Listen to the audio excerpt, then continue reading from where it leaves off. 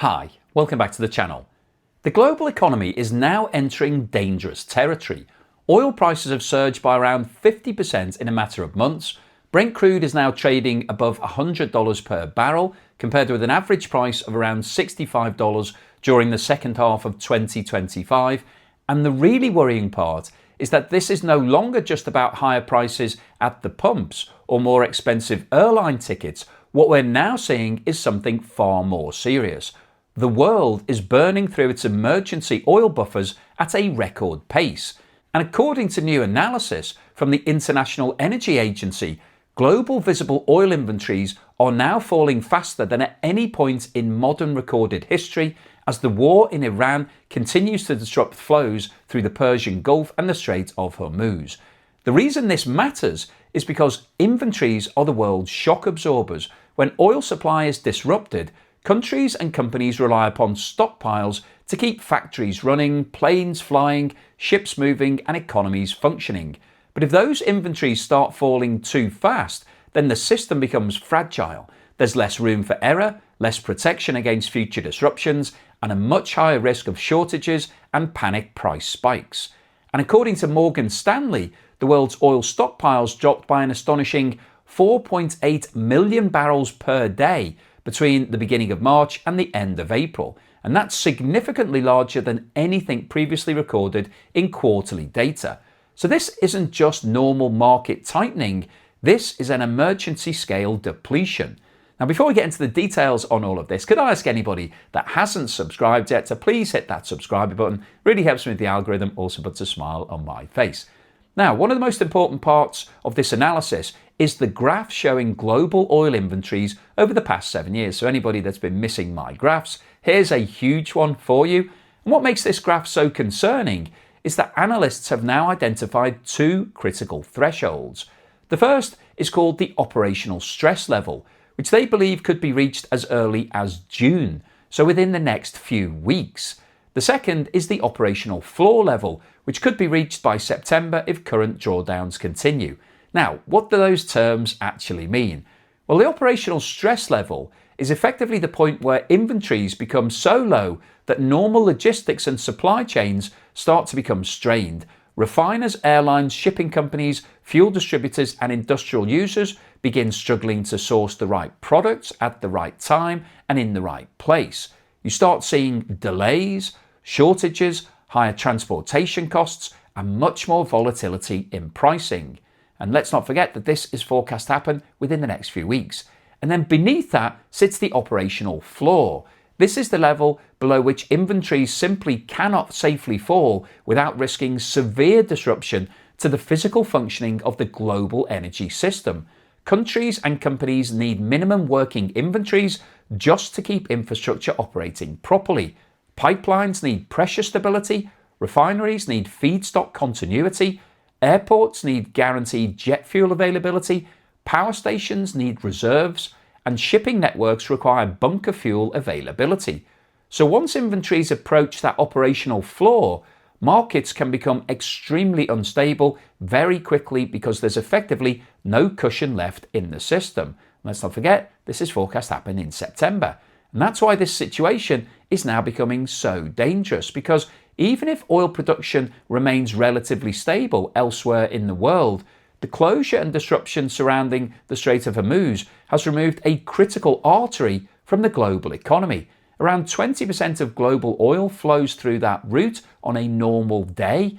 And although some rerouting and mitigation has taken place, the market has already lost more than 1 billion barrels of supply over the past few months. And this is where things start feeding through into the wider economy, because oil isn't just another commodity. It's embedded into almost everything: transport, manufacturing, agriculture, chemicals, plastics, construction, logistics, mining, aviation, shipping, food production. Virtually every sector of the global economy depends directly or indirectly on affordable and reliable energy. So when oil prices rise by 50%, as they have over the past few months, the effects ripple out everywhere. Airlines are among the first industries to get hit. fuel is normally one of the largest costs for any airline, and jet fuel inventories are now reportedly at their lowest level in the last 5 years and are still falling. And that creates a double problem. Firstly, airlines are paying dramatically more for fuel.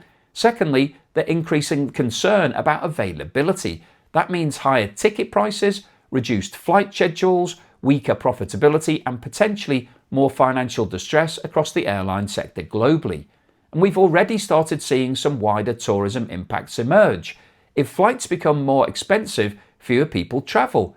Hotels get fewer bookings, restaurants get fewer customers, tourist attractions see reduced footfall, retail spending weakens, and the knock-on effects spread throughout the economy. But it doesn't stop there. Higher oil prices also push up inflation. Transport costs rise, food prices rise because farming and distribution costs increase, manufacturing costs rise, delivery charges rise, utility bills often rise, and that creates a nightmare situation for central banks because many economies were only just starting to stabilise after the inflation shocks of the last few years.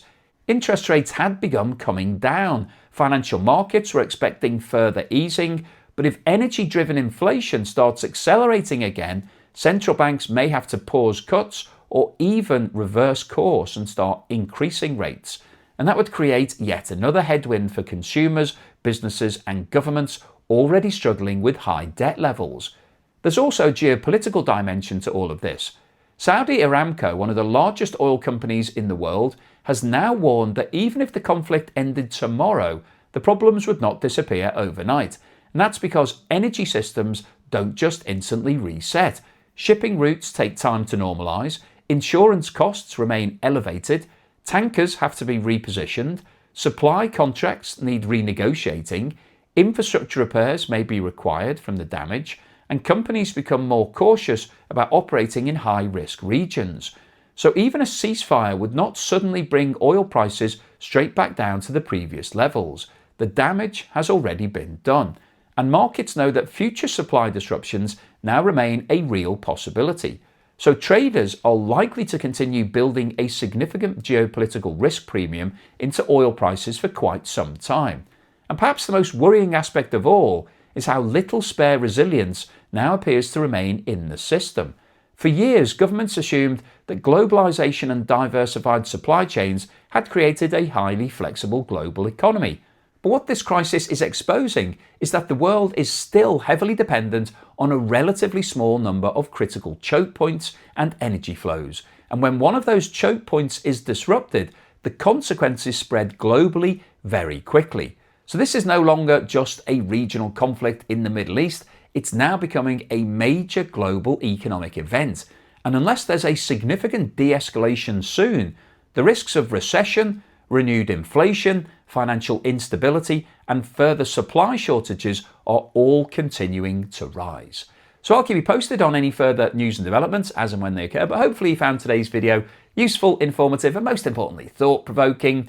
There's now around 1 month left to get involved in my competition to win my coastal property or a cash alternative prize. I'm offering lots of great deals right now, so if you'd like to get involved, scan the QR code on the screen now or click the link in the description below.